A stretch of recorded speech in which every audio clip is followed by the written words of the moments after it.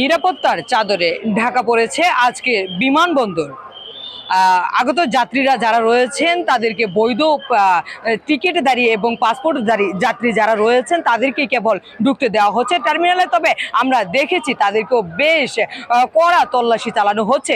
বলা চলে যে নজরবিহীন তল্লাশির মধ্য দিয়েই কিন্তু আজকের এই এলাকাটি ঢাকা পড়েছে। আপনাদেরকে আমি যদি একটু দেখানোর চেষ্টা করি, আপনারা দেখছেন এখানে যাত্রী সাধারণ যারা রয়েছে, অর্থাৎ যারা বৈধ টিকিট দাঁড়িয়ে এবং পাসপোর্ট যাত্রী যারা রয়েছে তাদেরকে তল্লাশি করা হচ্ছে, তাদের বডি চেক করা হচ্ছে এবং তাদের সাথে যে লাগেজগুলো এবং যে ব্যাগগুলো নিয়ে আসা হচ্ছে সেগুলো কিন্তু বারবার তল্লাশি চালানো হচ্ছে।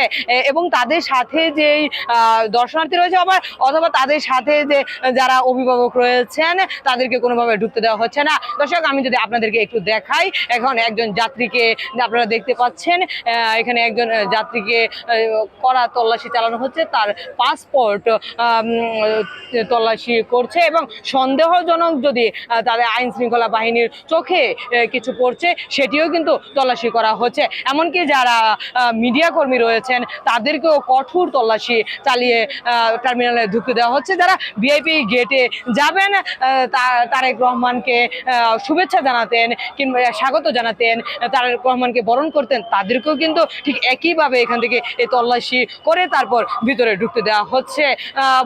আমরা সকাল থেকে অবস্থান করে কিন্তু যেমনটি দেখতে পেয়েছি, তারেক রহমান স্বদেশ প্রত্যাবর্তনের উদ্দেশ্যে কিন্তু আজকে এই তল্লাশি, যাতে কোনো রকম আইন শৃঙ্খলা কোনো পরিস্থিতির অবনতি না ঘটে, কোনো বিশৃঙ্খলা না ঘটে, সেজন্য কিন্তু এখানে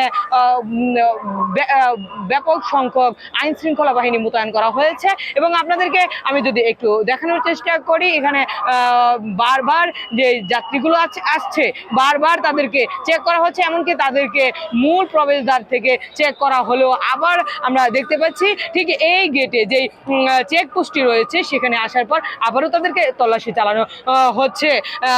আইন শৃঙ্খলা বাহিনীর কঠোর নজর এড়িয়েও যাতে কোনো রকম কোনো বিশৃঙ্খলা না ঘটে, মূলত এরই পরিপ্রেক্ষিতে কিন্তু আজকের এই তল্লাশি চালানো হচ্ছে। এবং আইন শৃঙ্খলা বাহিনীর সাথে আমাদের কথা হয়েছে, তারা বলেছেন যত আজকে দিনব্যাপী কিন্তু এই তল্লাশি চলমান থাকবে। তবে আমরা যাত্রীদের সাথে কথা বলেছি, যাত্রীরা আমাদেরকে জানিয়েছেন এই নজরবিহীন এই তল্লাশিতে কিছুটা ভোগান্তি হলেও নিরাপত্তার জন্য কিন্তু তারা এটি মানতে সচেতন রয়েছেন। এবং আইন শৃঙ্খলা বাহিনীর পক্ষ থেকে আমাদেরকে জানানো হয়েছে যারা বিদেশগামী যাত্রী রয়েছেন তারা যেন আজকে বিমানবন্দরে একটু হাতে সময় নিয়ে অবস্থান করেন, কারণ রাজধানীর বিভিন্ন পয়েন্টে আজকের এই তল্লাশি, চেকপোস্ট এবং গাড়ি চলাচল স্থবির থাকার কারণে কিন্তু অনেক যাত্রীদেরকে ভোগান্তি পোহাতে হচ্ছে।